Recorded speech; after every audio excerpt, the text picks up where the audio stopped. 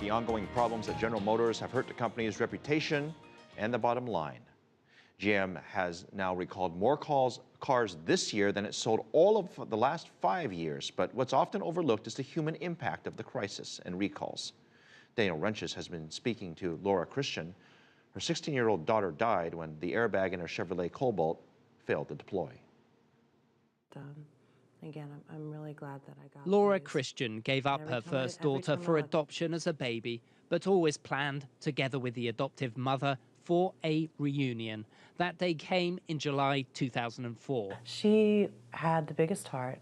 She had so much energy. She was so bubbly, and she was incredibly smart and also incredibly beautiful and very determined.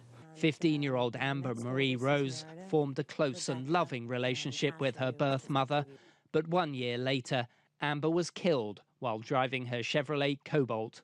We found out that the airbags did not deploy, and the paramedics that responded to Amber's accident told us that had the airbags deployed, that she would have been alive today. She would have been injured, but she would have been alive. Christian investigated on her own and provided her conclusions to GM, assuming the company would adapt its vehicles to prevent a similar tragedy.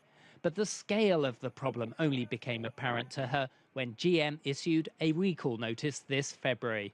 Since finding out that GM's ignition switch problem was known about for at least a decade, Laura Christian has now launched a one-woman campaign to improve safety standards and support families in similar situations across the world. Christian estimates she works some 10 hours a day, updating her GM Recall Survivors Facebook site, bringing together a growing network of grieving families, seeking answers from GM, changes in the law, compensation and criminal charges. It's not just for Amber that I grieve anymore. It's for all of these families that have reached out, that I talk to, that are struggling to understand what happened to their loved one.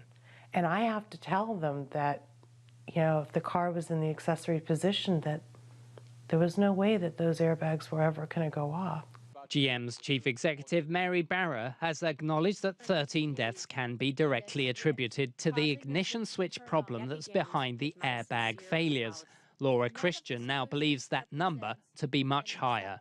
I have documented proof that that number is truly over 100 at this point, and it's still climbing.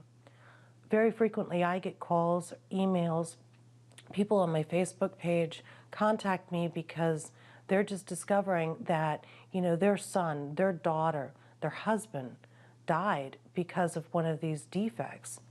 GM knew, GM hid it. Ryntjes, CCTV in Harwood, Maryland.